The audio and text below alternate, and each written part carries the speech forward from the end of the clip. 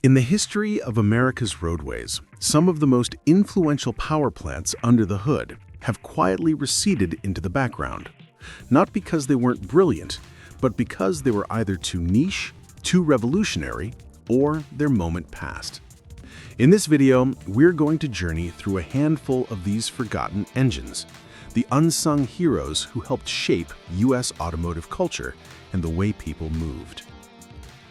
One of the earliest and most important engines is the one in the Ford Model T.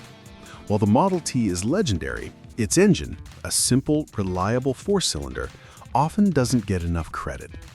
According to automotive historians, this engine's minimalism was its strength: easy to maintain, inexpensive to produce, and rugged enough to traverse unpaved and rural roads.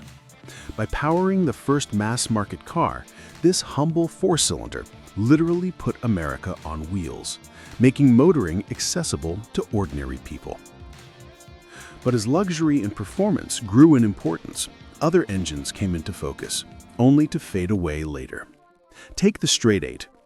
Once popular in American premium cars, this 8-cylinder inline engine offered smoothness and refinement. Manufacturers like Packard relied on the straight 8 for decades.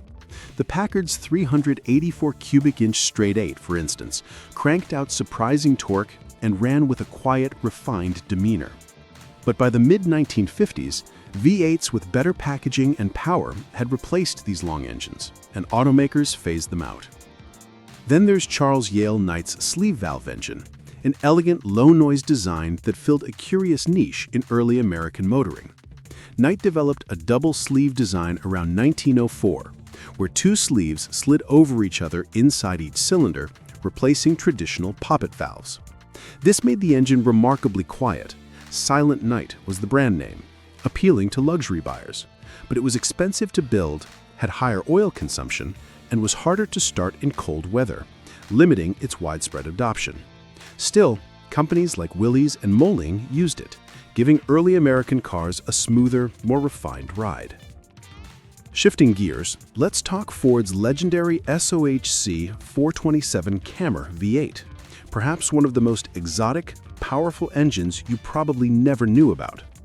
In the mid-1960s, Ford engineers responded to Chrysler's 426 Hemi dominance with a radical project, a 427 cubic inch V8 built with a single overhead cam per bank.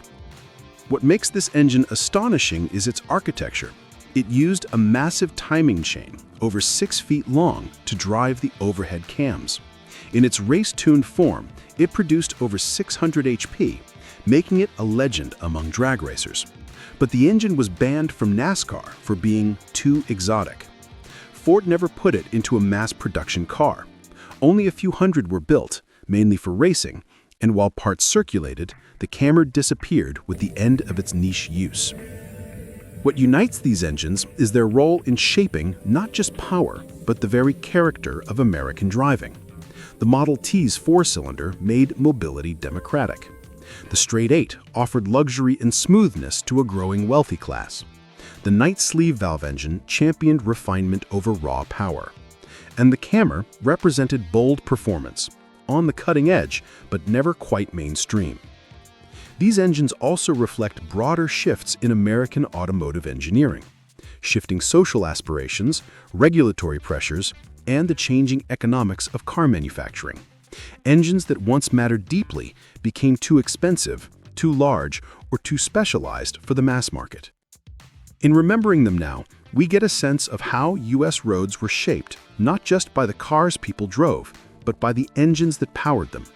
Engines that once roared, purred, or whispered, and left a lasting mark even after they vanished from the showroom.